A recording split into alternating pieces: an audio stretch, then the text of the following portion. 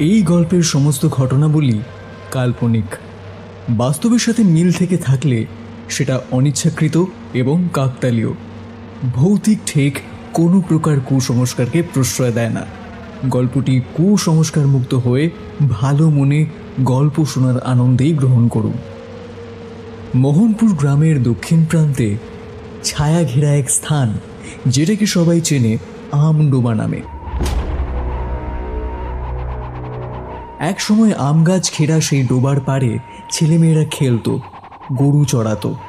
কিন্তু গত কয়েক দশক ধরে গ্রামের লোকেরা ওইখানটা এড়িয়েই চলে, যেন একটা অলিখিত নিষেধাজ্ঞা। কারণ লোকে বলে যে ওখানে যায় সে আর ফিরে আসে না। মাঝে মাঝে রাতে শোনা যায় অদ্ভুত আওয়াজ, আর দেখা যায় ডোবার জলে কিছু একটা নড়ছে। পাড়ে পড়ে থাকা পচা আমে যেন কারো রক্তমাখা ছায়া লেগে থাকে। গ্রামের বয়স্করা বলেন ওখানে কিছু বারবার ফিরে আসে, কেউ জানে না কেন, কেউ বোঝে না যে সে কি চায়। ঘটনার মোড় বদলালো যখন পাশের গ্রামের নতুন স্কুল মাস্টার নিখিলবাবু নিখোঁজ হলেন। 3 দিন পর তার ক্ষতবিক্ষত মৃতদেহ পাওয়া গেল সেই আম ডোবার জলে। সেই দেহটা জলে ভেসে উঠেছিল।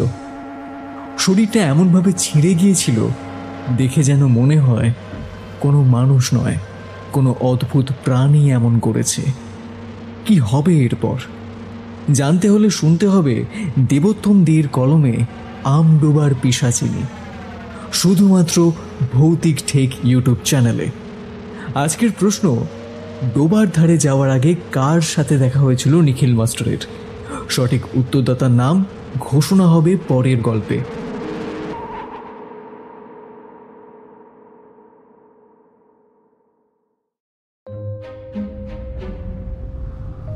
আজ সারাদিন গরমটা তুলনায় বেশি থাকলেও বিকেলে কালবৈশাখী ঝড়টা শুরু হতেই তীব্র গরমের হাত থেকে যেন রক্ষা পেল সকলে। তবে ঝড়টায় কিছুটা ক্ষয়ক্ষতিও হয়েছে। গ্রামের কারোর মাটির বেড়া ভেঙে পড়েছে, আবার কারো রান্নাঘরের টালির চাল উড়ে গেছে। সেই ঝড়ের মধ্যেই কালো ছাতা মাথায় দিয়ে পাশের গ্রাম থেকে টিউশন পড়িয়ে বাড়ি ফিরছিলেন নিখিল মাস্টার। বৃষ্টি কিছুক্ষণ আগে পর্যন্ত টিপটিপ করে পড়ছিল, এখন অবশ্য একেবারেই নেই। তাই মাথার উপর ধরা কালো ছাতাটাকেও সে বন্ধ করে বলল, যাক, আজ বৃষ্টিটা হয়ে গরমটা খানিকটা কমেছে বটে। যা গরম কদিন ধরে পড়েছিল, এখন বাড়ি গিয়েও একটু আরাম পাওয়া যাবে। কথাটা বলে আরো খানিকটা এগিয়ে যেতেই হঠাৎ সামনের দিক থেকে কারোর সঙ্গে প্রচন্ড জোরে ধাক্কা লাগলো তার। নিখিল মাস্টার শুনতে পেলেন একটা চেনা গলার আওয়াজ।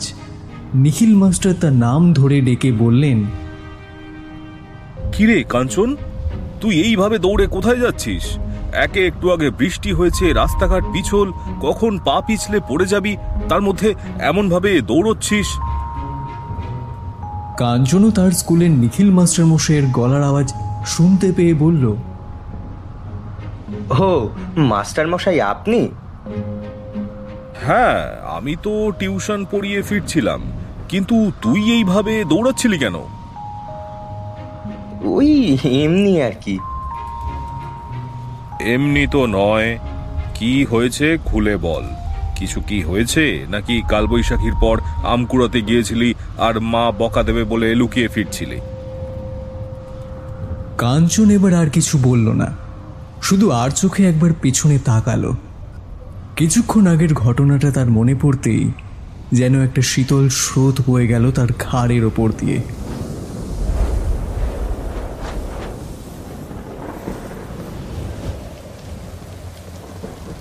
ঝড় বৃষ্টি তখন অনেকক্ষণ আগেই থেমে গেছে। বাইরে তার বন্ধুদের শোরগোল শুনে কাঞ্চনও তাই ঝরে পড়া আম কুড়োনোর জন্য বাড়ি থেকে বেরিয়ে এসেছিল। সে বের হতেই দেখল বাকিরা যে যার মতো গ্রামের দিকে আম কুড়োতে যাচ্ছে দল বেঁধে। শুধু গ্রামের দক্ষিণ দিকটার দিকে কেউ যাচ্ছে না। তা দেখে কাঞ্চনও এগিয়ে গেল সেদিকে। সেই পথ দিয়ে আরও খানিকক্ষণ দৌড়াবার পর সে দেখতে পেল একটা প্রকাণ্ড বড় আম গাছ। যেটা খানিকটা ঝুঁকেও পড়েছে পাশের ডোবাটার দিকে। গাছটার কাছাকাছি প্রায় গোটা ডোবাটাই ভরে রয়েছে কতগুলো আম দিয়ে। আমগুলোকে জলে ভাসতে দেখে আর লোভ সামলাতে পারল না কাঞ্চন। সে ডোবায় নেমে জল থেকে ঢিল মেরে আমগুলোকে ওপরের দিকে ছুঁড়ে ফেলতে লাগলো। কাঞ্চন সাঁতার জানত বলে তার সেভাবে আমগুলো জল থেকে তুলতে তেমন কোনো সমস্যা হচ্ছিল না বটে, কিন্তু হঠাৎ ডোবার অন্য প্রান্তের ঝোপের থেকে সে দেখল একটা বাচ্চা ছেলেও তার মতোই পুকুরের মধ্যে নেমেছে আম কুড়োবার জন্য। কাঞ্চন তার দিক থেকে চোখ সরিয়ে নিয়ে আবারও আম কুড়োতে লাগলো। বাচ্চা ছেলেটাও ডোবার মধ্যে আম কুড়োচ্ছিল তার সঙ্গেই এক প্রকার সমান তালে। কিন্তু বেশ অনেকক্ষণ ধরেই সেই বাচ্চা ছেলেটার ডোবার জলের মধ্যে কোনো সাড়া না পেয়ে তাকে দেখার জন্য পেছন ঘুরে তাকাতেই কাঞ্চন দেখতে পেল বাচ্চা ছেলেটা সেখানে দাঁড়িয়ে নেই। তা দেখে সে চারিদিকে তাকিয়ে বলল, এ কি, এ ছেলেটা কোথায় গেল? আরে ও তো আমার পিছনে পুকুর থেকে আম তুলছিল। তাহলে কি ও চলে গেল? কিন্তু কখন গেল? জল থেকে উঠলে তো নিশ্চয়ই শব্দ হতো। জলের মধ্যে আবার ডুবে গেল না তো? এই বলে সে কয়েকবার পেছন ঘুরে তার সাড়া পাওয়ার জন্য তাকে ডাকতে ডাকতে পুকুরের মাছ বরাবর গিয়ে বলল, এই ছেলে, কোথায় গেলি? আরে চলে গেছিস নাকি? উত্তর দিচ্ছিস না কেন? আরে এই ছেলে! এভাবে বেশ কয়েকবার বাচ্চা ছেলেটাকে ডাকলো কাঞ্চন। তারপর সে একবার চেঁচিয়ে উঠে বলল, কি হলো ব্যাপারটা? ছেলেটা উত্তর দিচ্ছে না কেন? ছেলেটা আবার জলের মধ্যে সত্যি সত্যি ডুবে যায়নি তো? কথাটা বলার সঙ্গে সঙ্গে কাঞ্চন একবার ডুব সাঁতার দিল। জলের নিচে কালচে আঁধার, তবে তা বোঝা যাচ্ছিল। এমন সময় সে জলের নিচে দেখতে পেল সেই বাচ্চাটাকে। সে উল্টো হয়ে বসে রয়েছে। কয়েকবার শ্বাস নেওয়ার জন্য ডোবার বাইরে নিজের মাথাটা বের করে আবারও জলের নিচের দিকে নিয়ে যেতেই সে দেখল বাচ্চাটা ওভাবেই ডোবার নিচে বসে আছে। কাঞ্চন বাচ্চাটার দিকে এগিয়ে গিয়ে তার ঘাড়ের উপর হাত রাখতেই বাচ্চাটা ঘুরে তাকালো তার দিকে। কাঞ্চন জলের গভীরতার মধ্যেও এবার বাচ্চাটার মুখটা স্পষ্টভাবে দেখতে পেল। তার হিংস্র দুটো লালচে চোখ নিয়ে সে তাকিয়ে রয়েছে তার দিকে।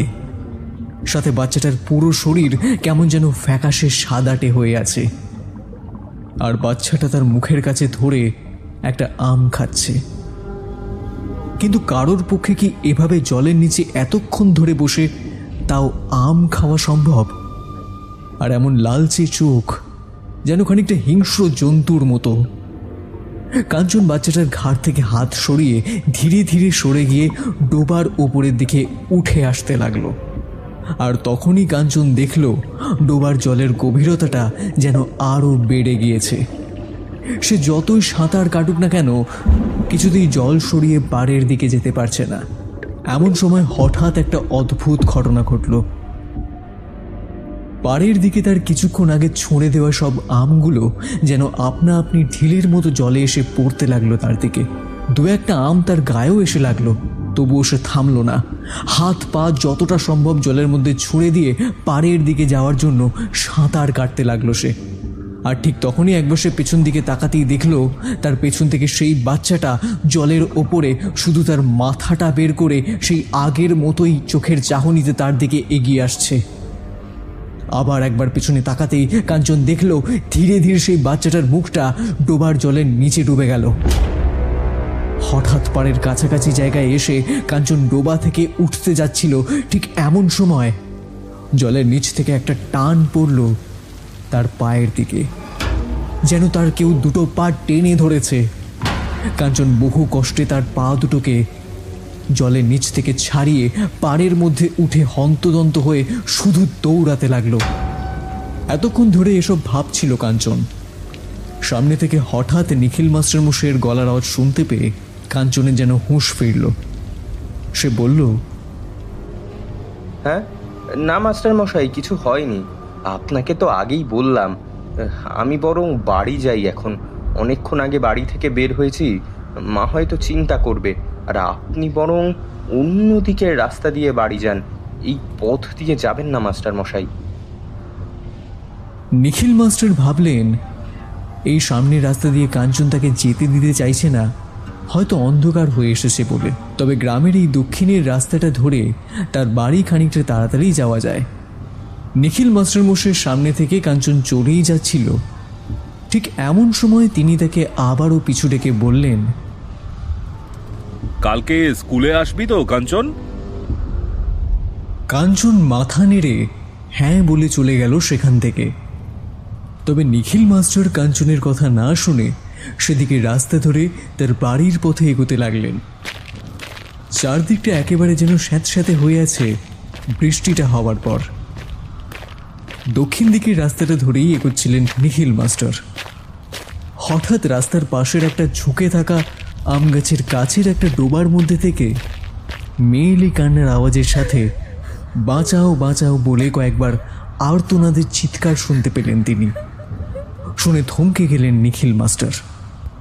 সেদিকে ঘুরে তাকাতেই দেখলেন একটা মহিলা ডোবার মধ্যে থেকে কাঁদছে, বারবার জলের মধ্যে থেকে নিজের হাত দুটোকে ঝাঁপাতে ঝাঁপাতে। তবে তার মুখ বোঝা যাচ্ছে না, বউটা শুধু কেঁদেই চলেছে এক নাগাড়ে। নিখিল মাস্টার মশাই একবার সেদিকে তাকিয়ে বললেন, কে আপনি? আর এরকম কাঁদছেনই বা কেন এই পুকুরের মধ্যে থেকে? সেই বউটা কাঁদতে কাঁদতে বলল, আমি জলে পড়ে গেছি, আমাকে বাঁচান, আমি সাঁতার জানি না, আমাকে বাঁচান, আমি ডুবে যাচ্ছি, বাঁচান। বউটার কথা শোনা মাত্র তাকে বাঁচাবার জন্য ডোবার মধ্যে ঝাঁপ দিলেন নিখিল মাস্টার। এমন সময় নিখিল মাস্টার দেখলেন হঠাৎ করে তার চারদিকটায় এখন আরো বেশি ঘুটঘুটে অন্ধকার নেমে এসেছে। যেন এতক্ষণ তার চোখ সয়ে আসা অন্ধকারে যতটুকুও বুঝতে পেরেছিলেন, এখন সেটাও দেখতে পাচ্ছেন না। কালচে জলের মধ্যে সাঁতার কাটতে কাটতে সে সামনের দিকে চেঁচিয়ে বললেন, এই যে শুনছেন? আরে কোথায় আপনি? আরে হাতটা ধরুন আমার, আপনাকে তো দেখতেও পাচ্ছি না কোথাও। শুনছেন? কিন্তু সেই বউটার আর কোনো সাড়া শব্দ পেলেন না নিখিল মাস্টার। তাহলে কি বউটা ডুবে গেল? কিন্তু ডুবে গেলেও তো বউটা যেভাবে আর্তনাদ করছিল ঠিক সে শুনতে পেতেন তাহলে। এসব ভাবতে ভাবতেই তিনি আরও কয়েকবার ডোবার জলের মধ্যে বউটাকে ডাকলেন, কিন্তু কোনো সাড়া পেলেন না। অন্ধকারে কালচে জলের মধ্যে বারবার শুধু সেই বউটার সাড়া পাওয়ার জন্য সাঁতার কাটতে কাটতে কখন যে তিনি নিজেও ডোবার গভীর দিকটায় চলে এসেছিলেন তা সে নিজেও বুঝতে পারেননি। বেশ কিছুক্ষণ এভাবেই গোটা ডোবার মধ্যে সাঁতার কেটে পাক খেতে খেতে তিনি আবার শুনতে পেলেন সেই বউটার গলার আওয়াজ। সে তাকে বলল, এই তো, আর একটু এগিয়ে আসুন, আমি এখানে, তাড়াতাড়ি আসুন না, আমি ডুবে যাব। বউটার গলার আওয়াজটা পেয়ে সামনের দিকে এগোতেই অন্ধকারে একটা ঠান্ডা হাত তার গায়ে এসে লাগলো। তিনি হাতটা ধরে টান মেরে বললেন, এই তো আমি ধরে নিয়েছি আপনার হাতটা, আর কোনো ভয় নেই। আসুন, আমার সাথে আসুন। আর আপনি এতক্ষণ কোনো সাড়া দিচ্ছিলেন না কেন? আসলে গলাটা শুকিয়ে এসেছিল তো, তাই। এইবার তিনি বউটার হাতটা ধরেই ডোবার চারদিকে ছড়ানো সেই অন্ধকার ভাবটাও কেমন যেন মিলিয়ে যেতে লাগলো। গোটা ডোবাটার উপর থেকে সোজা পাড়ের দিকটা দেখতে পেয়ে নিখিল মাস্টার একবার বউটাকে বললেন, এই তো চলে এসেছি প্রায়, ওই তো সামনের পাড়ের দিকটা। আসুন, আমার সাথে আসুন। কিন্তু বউটার কোনো সাড়া শব্দ না পেয়ে হঠাৎ তার হাতটা হালকা হতে দেখে নিখিল মাস্টার একবার পেছন ঘুরে তাকাতেই দেখলেন পেছনে বউটা নেই। ঠিক এমন সময় হঠাৎ তার থেকে খানিকটা দূরে জলের নিচ থেকে একটা বুদবুদ উঠে সেই বউটা তার মাথাটা বের করে নিখিল মাস্টারের দিকে তাকিয়ে একটা ফ্যাস ফ্যাসে গলায় জলের নিচ থেকে তার দুটো হাত তার সামনে এগিয়ে দিয়ে বলল, আমাকে নিয়ে যাও, সাহায্য করো।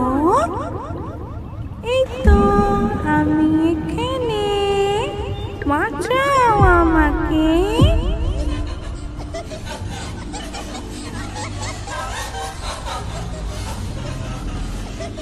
এই বলে সেই বউটা একটা পৈশাচিক হাসি হাসতে লাগলো। সেই হাসির শব্দ থামতেই নিখিল মাস্টার ভয় কেঁপে কেঁপে তাকে বললেন, কিন্তু আপনি তো আমার পেছনে আমার হাত ধরে আসছিলেন, তাহলে আপনি আমার সামনে কি করে এলেন? আর আপনার গলার আওয়াজ এমন অদ্ভুতই বা লাগছে কেন? আমি তো এই ডোবায় থাকি অনেক দিন ধরে, তাই যখন ইচ্ছা আমি যেখানে খুশি যেতে পারি। এই বলে বউটা আবার জলের নিচে টুপ দিয়ে নিখিল মাস্টারের পেছনে এসে জলের নিচ থেকে সেই আগের মতোই তার মুখটা বের করতেই নিখিল মাস্টার তাকে বললেন, কখনো কোনো মানুষ কি ডোবায় থাকতে পারে নাকি? আমার যা মনে হয় আপনার মাথার কোনো সমস্যা আছে, আপনার চিকিৎসার দরকার। আমি আসছি, আপনি তো নিজেই সাঁতার জানেন, তাহলে নিজেই উঠে আসুন। এই বলে নিখিল সাঁতরে ডোবার কিনারের দিকে এগিয়ে যাচ্ছিলেন। ঠিক এমন সময় সেই মেয়েটা পেছন থেকে তাকে বলল,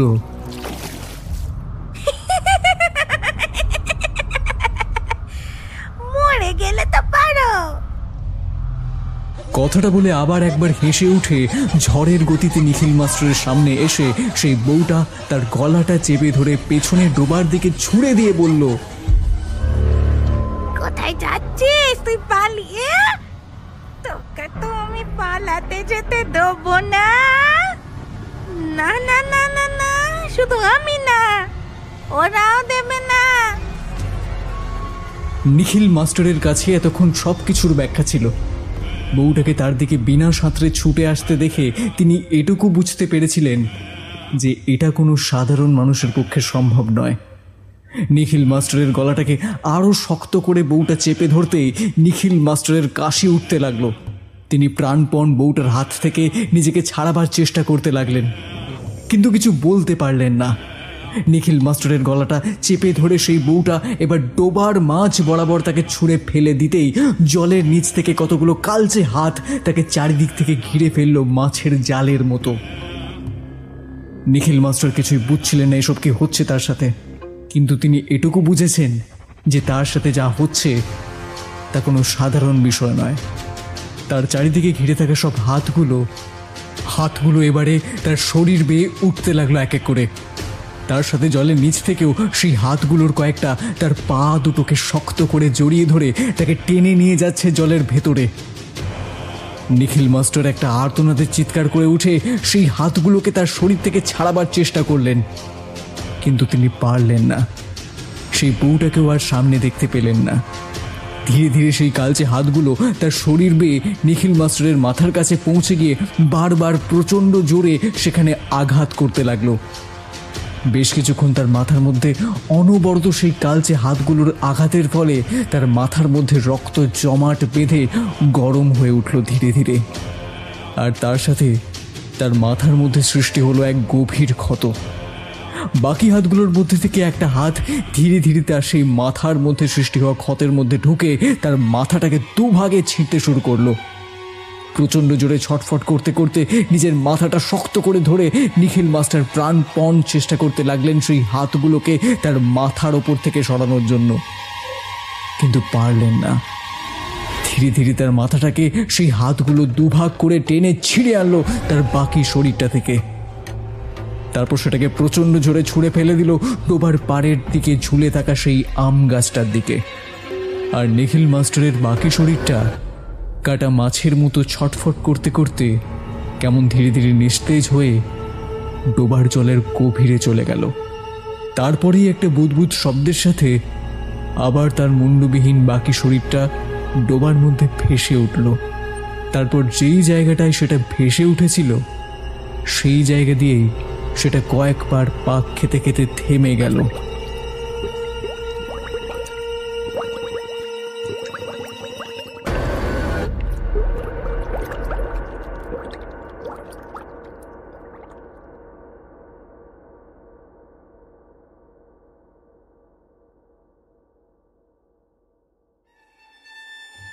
প্রায় 3 দিন পর একটা গা গোলানো পচা গলা দুর্গন্ধ পেয়ে চরণদিয়া গ্রামের সকল গ্রামবাসীরা গ্রামের দক্ষিণ দিকে সকলে সম্মিলিতভাবে সেদিকেই যেতে লাগলো। সেখানে তারা পৌঁছে দেখতে পেল ঠিক কোথা থেকে সেই দুর্গন্ধটা আসছিল। দক্ষিণ দিকে আম গাছটা আর তার পাশের একটা ডোবা, সেখান থেকেই দুর্গন্ধটা আরো বেশি করে ভেসে আসছিল। দেখে সেই আম গাছটার সামনে সকলে জড়ো হয়ে চারিদিকে তাকাতেই যা দেখল তা দেখে তাদের মধ্যে উপস্থিত একজন মহিলা রীতিমতো বাবা গো মাগো বলে চিৎকার করে সেখানেই জ্ঞান হারিয়ে পড়ে গেল। আরও বেশ কিছু মহিলা যারা তার আশেপাশে দাঁড়িয়েছিল তারা কয়েকজন তাকে গিয়ে ধরল। অবশ্য বাকিরাও সকলে মিলে সেখানে গিয়ে যা দেখতে পেল তা চোখ সইবার মতো কিছু নয়। ডোবার জলের মধ্যে পড়ে রয়েছে একটা পচা গলা মাথা কাটা মৃতদেহ।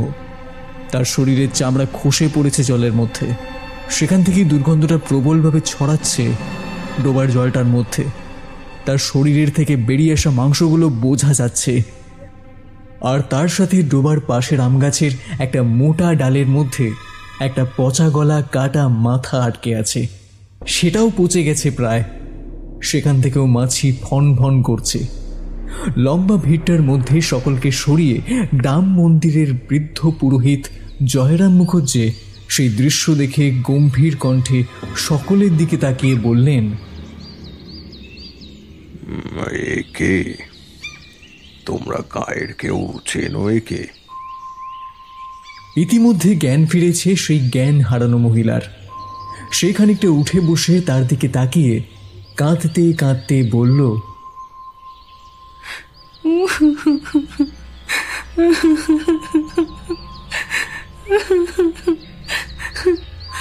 ঠাকুর মশাই, ইনি আমাদের গ্রামের স্কুলের নতুন মাস্টার মশাই হয়ে এসেছেন। 2 মাস আগে এসেছেন। এনার নাম সম্ভবত নিখিল দাস। আমার ছেলে কাঞ্চন আমাকে এনার কথা বলছে।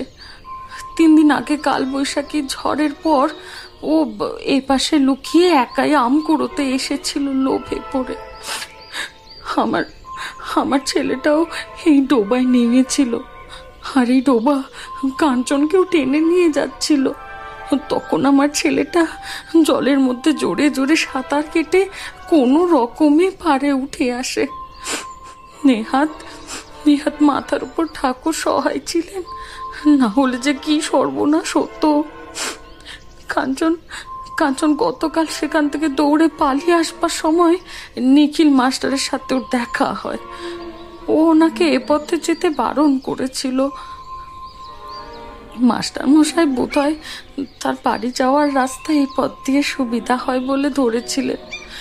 কিন্তু আমরা গ্রামের লোকেরা কেন এ পথ এড়িয়ে চলি, তাছাড়া বাচ্চাদেরও কেন সবসময় এই রাস্তা এড়িয়ে যেতে বলি, সে কথা কাঞ্চন তাকে বলেনি। তার সাথে ওই ডোবায় ওর ঠিক কি হয়েছিল সেই ঘটনাও যদি বলতো তাহলে হয়তো মাস্টার মশাই বেঁচে থাকতেন।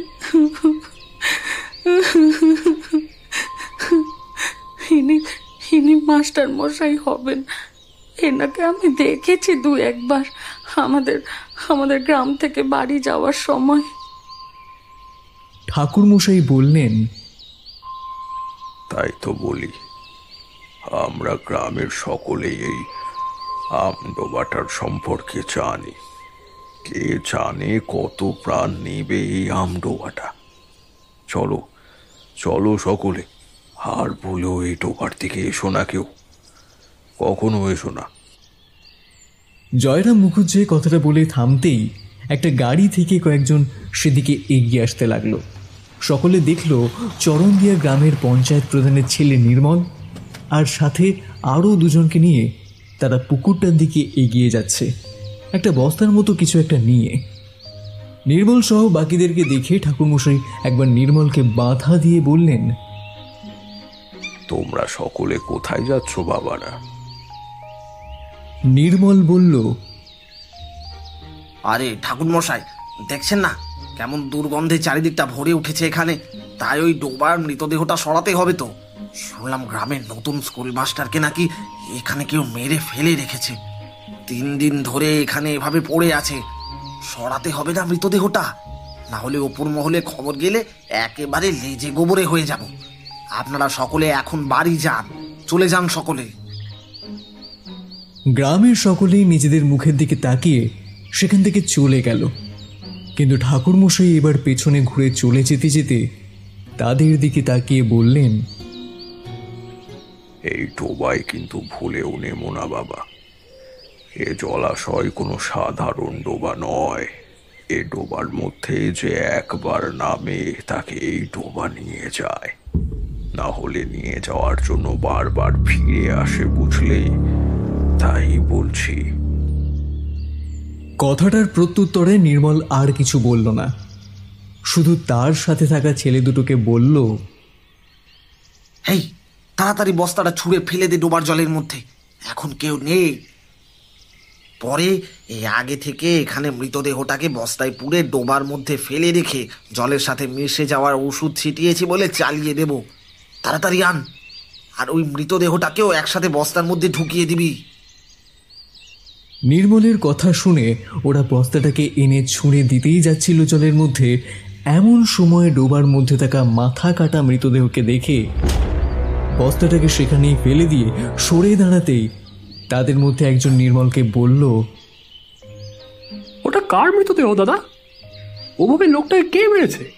আর আর লোকটার মাথাটাই বা কাটা কেন? নির্মল ছেলেটার মাথায় একবার গাঁটটা মেরে বলল, তোর অত জেনে কি হবে রতন, যা করতে বলেছি কর, বেশি সময় নেই। আমি এখন আসছি, কেমন? তাড়াতাড়ি তোরা কাজটা সেরে ফেল। টাকা কড়ি নিয়ে কিছু ভাববি না, আমি বেশি দিয়ে দেব। যা, গিয়ে যেমনটা বলেছি তেমনটা কর। কথাটা বলে একবার বস্তাটার দিকে তাকিয়ে এক প্রকার ঘামতে ঘামতে সেখান থেকে চলে গিয়ে খানিকটা দূরে থাকা নিজেদের গাড়িতে উঠে সেখান থেকে চলে গেল নির্মল। আর সে চলে যেতেই তার পাশে দাঁড়িয়ে থাকা মধু রতনকে বলল, তুই আবার অমনভাবে দাঁড়িয়ে থাকলি কেন? চল তাড়াতাড়ি হাত চালা। আগে ডোবার লাশটাকে তুলে পাড়ে নিয়ে যাই, তারপর ওটাকে ওর মধ্যে ঢুকিয়ে দেবো। তারপরে তো পকেটে ওই জিনিসটা নির্মলদা আমাদের আগে থেকেই দিয়ে দিয়েছে, আর গন্ধটাও ছড়াবে না কোনো। চল চল চল, তাড়াতাড়ি চল। মধুর কথা শুনে রতন একবার মাথা নাড়ল শুধু। ডোবার জলের মধ্যে ভাসতে থাকা ওই মৃতদেহটার থেকে মাঝে মধ্যে গন্ধ ছড়াচ্ছে, আবার মাঝে মধ্যে হাওয়ার সাথে আচমকা মিলিয়েও যাচ্ছে। তবে যখন তাদের নাকে আসছে তখন গা কুলিয়ে উঠছে তাদের দুজনের। মধু ডোবার মধ্যে নামতেই সেও নেমে পড়ল, বস্তাটাকে ডোবার পাড়ে সামনে রেখেই তারপর জলের মধ্যে নামতেই যাচ্ছিল। ঠিক এমন সময় পাশের আম গাছটার সামনে একটা ডালে পাকা আম ঝুলতে দেখে সেটা পেড়ে নিয়ে কামড় বসিয়ে রতন বলল, দাঁড়া মধু, আগে একটা আম খেয়ে নি, বড্ড খিদেও পেয়েছে। কোন সকালে ওই জল আর মুড়ি খেয়ে বের হয়েছি বলতো, আর চোখের সামনে যদি এমন পাকা পাকা আম দেখি তাহলে তো খেতে ইচ্ছা করবেই, তাই না? মধু ডোবা থেকে নেমে এসে তার কথায় সায় দিল। তারা দুজনে মিলে আম গাছটা থেকে পাকা আম পেড়ে খেতে লাগলো। এভাবে শুধু একটা নয়, গাছের মধ্যে থাকা আরও কয়েকটা আমও তারা পেড়ে পেড়ে খেতে লাগলো। ঠিক এমন সময় একটা দমকা হাওয়া তাদের গায়ে এসে লাগতেই ওরা দুজন শুনতে পেল কেউ ওদেরকে ঘুমিয়ে পড়তে বলছে। নিজেদের দিকে একবার তাকালো ওরা, কিন্তু আওয়াজটা যেন ওদের মাথার ভেতর থেকেই আসছে। একবার দুবার নয়, বারবার যেন তাদের নাম ধরে কেউ ডাকছে। মধু আর রতন নিজেদের মাথাটা ধরে কেমন যেন ছটফট করতে লাগলো খানিকক্ষণ। তারপর কেমন যেন ওরা দুজনে সেখানে জ্ঞান হারিয়ে পড়ে গেল। আর ঠিক তখনই আম গাছটার ডালটা কোনো হাওয়া বাতাস ছাড়াই একবার নড়ে উঠল। তার সাথে তাদের দুজনের গাছের একটা প্রকাণ্ড ডালে আটকে থাকা সেই লোকটার কাটা মুন্ডুটা খসে গিয়ে নাকের কাছে ঝুলে আসা একটা আধ বোঝা চোখ কেমন জানি আপনা আপনি খুলে গিয়ে তাদেরকে এক দৃষ্টিতে দেখতে লাগলো।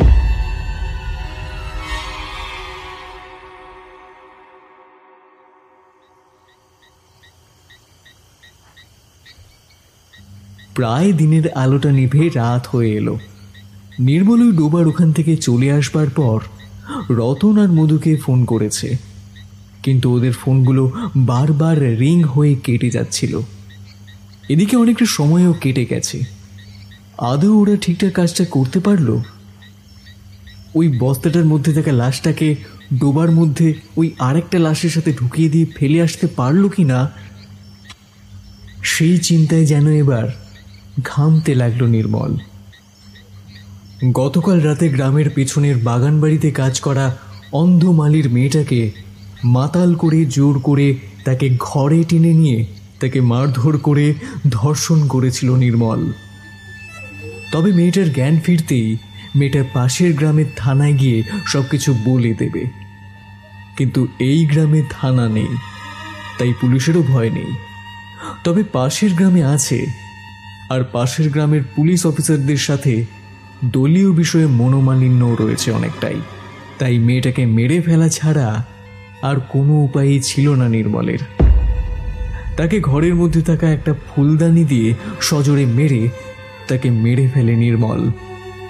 তারপর বস্তায় সেটা বেঁধে রতন আর মধুকে ডেকে বডিটা ঠিক কোথায় ফেলবে তা নিয়ে জায়গা খুঁজতেই ওরা খবর পায় গ্রামের দক্ষিণ দিকের আমডোবা থেকে নাকি একটা মুন্ডুবিহীন মৃতদেহ পাওয়া গেছে। আর সেই খবরটা কানে যেতেই মাথায় বুদ্ধি খেলে গেল নির্মলের। যদি কোনো ক্রমে গ্রামের সবাইকে সরিয়ে ওই ডেড বডিটা আর ওই মরা মেয়েটার শরীরের লাশ একসঙ্গে বেঁধে ডোবায় ফেলে দেওয়া হয়, পচে গুলে ওখানেই শেষ হয়ে যাবে মেয়েটার লাশটা। এতক্ষণে মালি তার মেয়েকে খুঁজতে হাঁকটাক করে সারা পাড়া জাগিয়ে তুলেছিল। নির্মল থেকে কোনো ক্রমে বুঝিয়ে বাড়ি পাঠিয়েছিল যে তার মেয়ে ঠিক সময় তার বাড়ি চলে যাবে।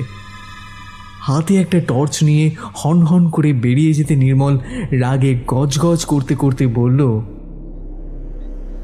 আজকে এই দুটোকে আমি এমন শিক্ষা দেব, ফোনটাও ধরছে না কিছুতে, অকর্মার ঠিকই দুটো। এই বলে সে উদ্বেগ নিয়ে বাড়ি থেকে বেরিয়ে গেল গ্রামের দক্ষিণ দিকে সেই ডোবাটার দিকে।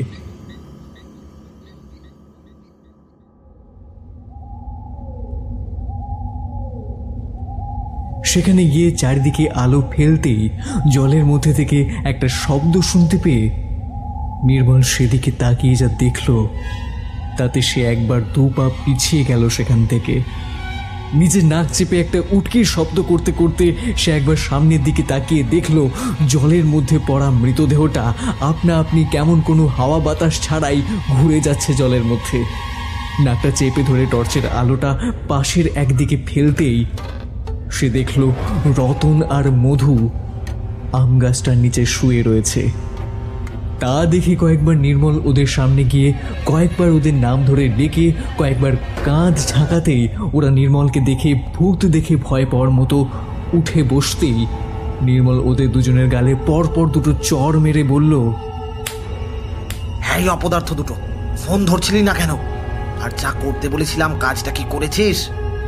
এখানে তার মানে আমি যাওয়ার পর থেকে ঘুমোচ্ছিলি? এত ঘুম বের করে দেব তারা।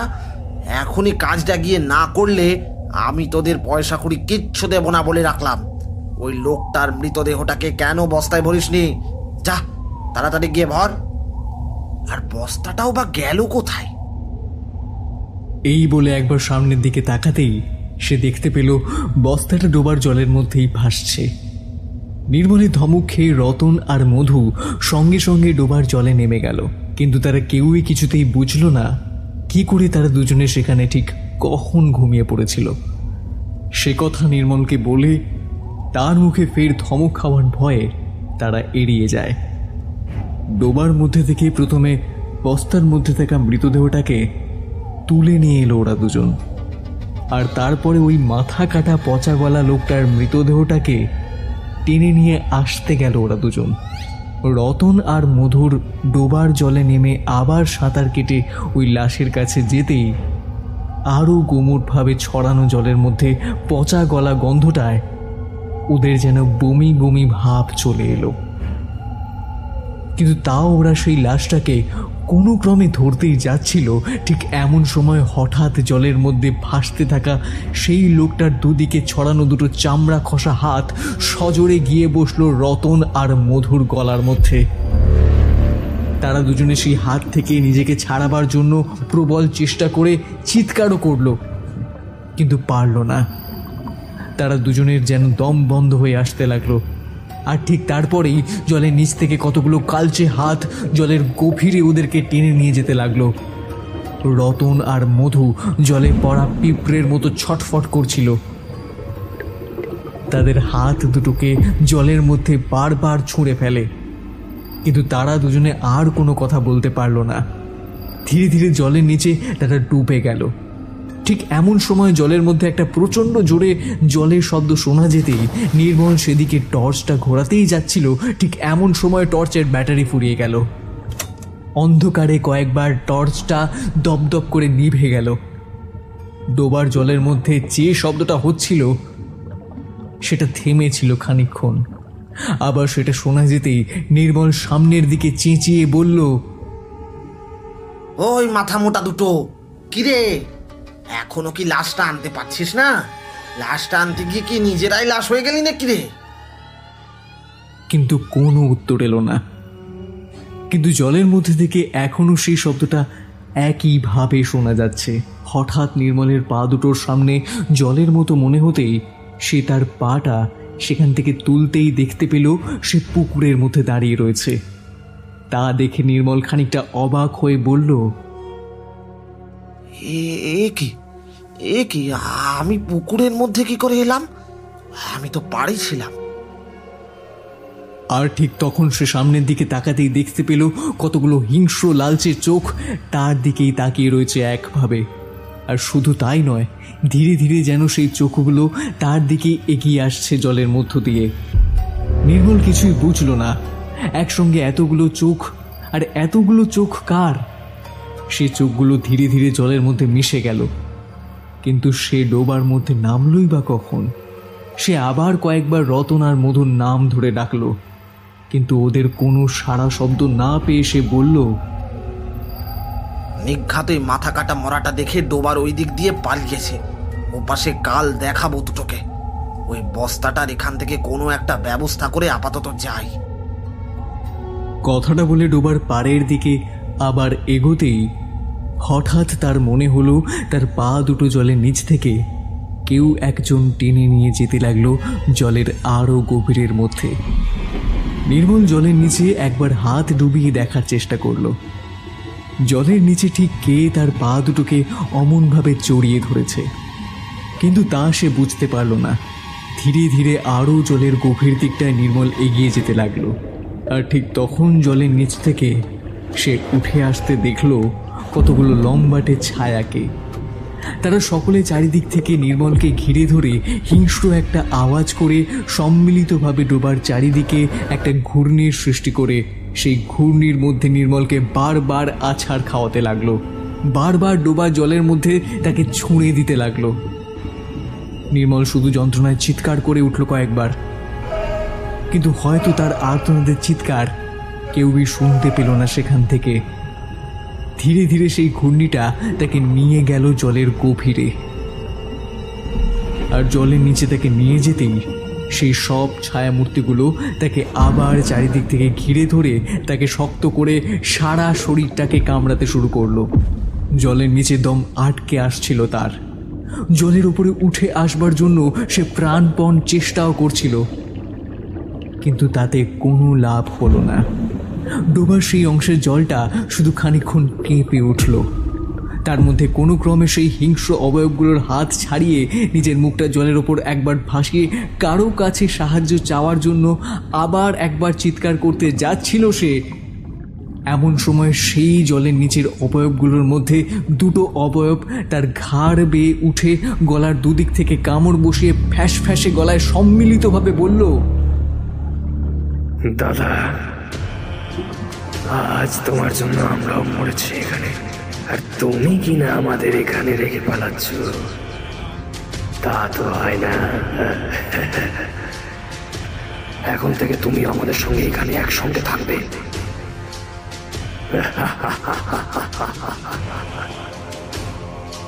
কথাটা বলার পর সেই অবয়ব দুটো ফ্যাস ফ্যাসে গলায় একবার হেসে উঠল।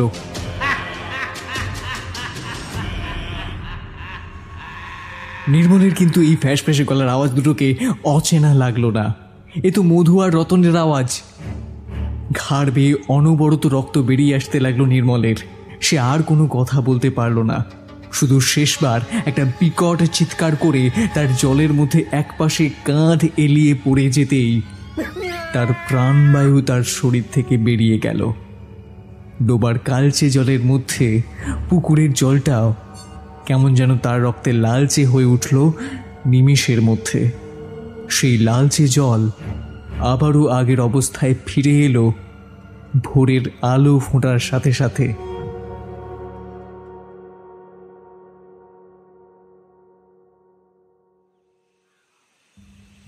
ভোরের আলো ফোটার পর থেকেই এক প্রকার গ্রামের সকলে এসে ভিড় জমায় গ্রামের দক্ষিণে সেই আম ডোবাটার সামনে।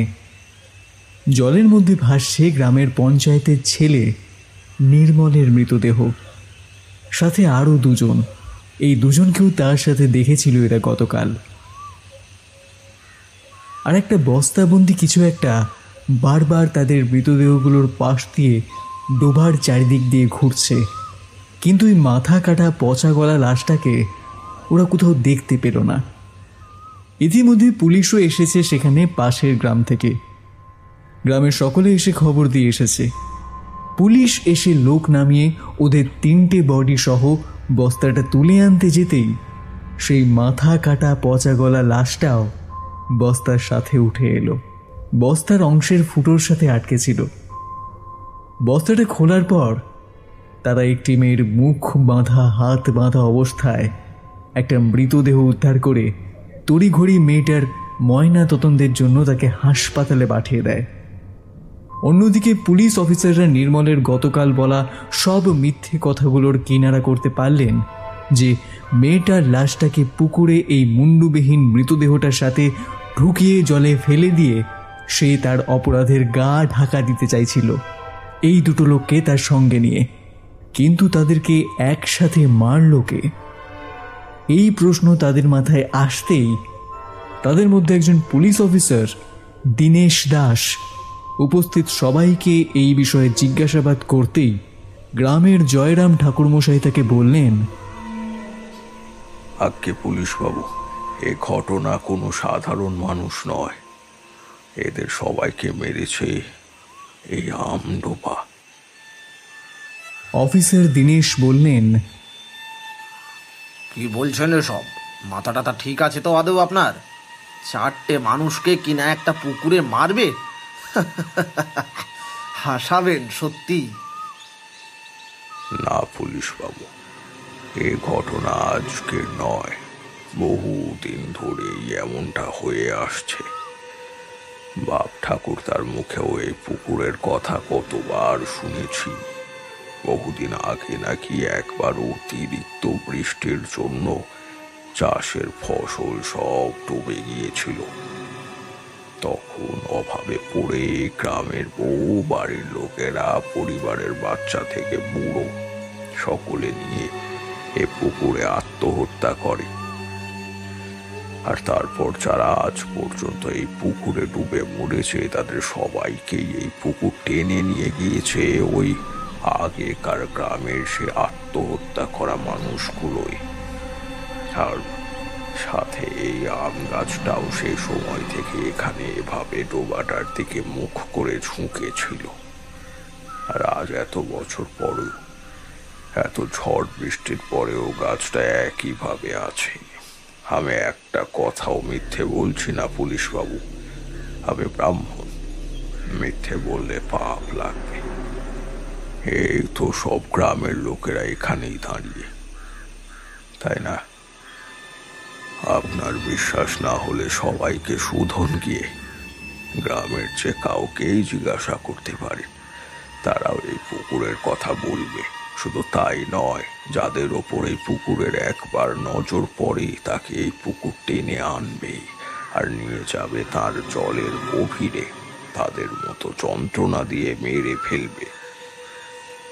বহুবার তো গ্রামের অনেকে আমডোবা থেকে তাদের বাড়ির কেউ বাইরে গেলে বা কোথাও থেকে ফিরতে এলে এই আমডোবার দিকে থেকে নানান আওয়াজও শুনতে পেয়েছে। বহুজন বেরিয়ে হারিয়েও গিয়েছে। পরের দিনই তাদের লাশ পুকুরে ভেসে উঠেছে। তাই আমরা সবাই আমাদের গ্রামের এই দক্ষিণ দিকের পুকুরটাকে এড়িয়েই চলি সব সময়। আর গ্রামের দক্ষিণ দিকেও আমরা কেউ আসি না, সকলেই এই আমডোবাটাকে এড়িয়ে চলে সর্বক্ষণ। এ পুকুর বোঝাবারও চেষ্টা করেছে অনেকজন বহুবার, কোনো লাভ হয়নি। সত্যি এই ডোবা মানুষ মারে, টেনে নিয়ে যায় তার সাথে। এ ডোবা অপয়া। জয়রাম মুখুজ্জি থামতেই অফিসার দীনেশ আরও কয়েকজনকে এই সম্পর্কে জিজ্ঞেস করলে তারাও সকলে তাকে একই কথা বললেন। অফিসার দীনেশ একবার সবাইকে বললেন, ঠিক আছে, এবার সরকারি উদ্যোগে এই ডোবা বুঝিয়ে ফেলার ব্যবস্থা করছি। আমিও দেখি আপনাদের এই ডোবায় থাকা অশরীরী মানুষেরা আমার কি করে। জানি কিছুই হবে না, কিন্তু তদন্ত হবে। ভিড়টা ধীরে ধীরে কমে গেল সেখান থেকে। হঠাৎ আম গাছের মধ্যে থাকা সেই নিখিল মাস্টারের পচা গলা অস্পষ্ট প্রায় কঙ্কালসার মাথাটা একবার নড়ে উঠে ঘুরে গেল তাদের যাওয়ার দিকে তাকিয়ে। অফিসার দীনেশ হাঁটছিলেন বাকিদের সাথে। এমন সময় হঠাৎ তার কানের মধ্যে একটা ফ্যাঁসফ্যাঁসে কণ্ঠস্বর তিনি শুনতে পেলেন।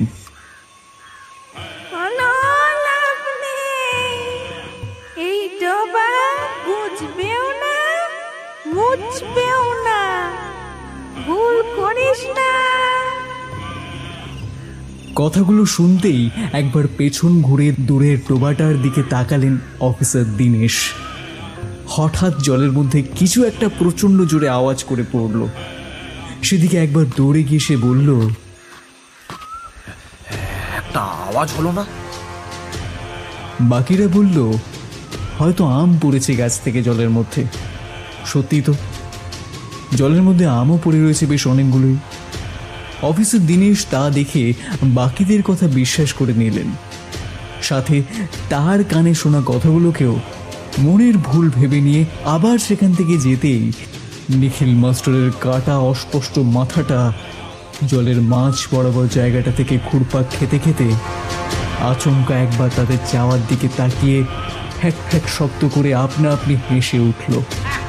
আর ঠিক তখনই জলের নিচ থেকে অজস্র হাত সম্মিলিতভাবে তার কাটা মাথাটাকে নিয়ে গেল জলের গভীরে।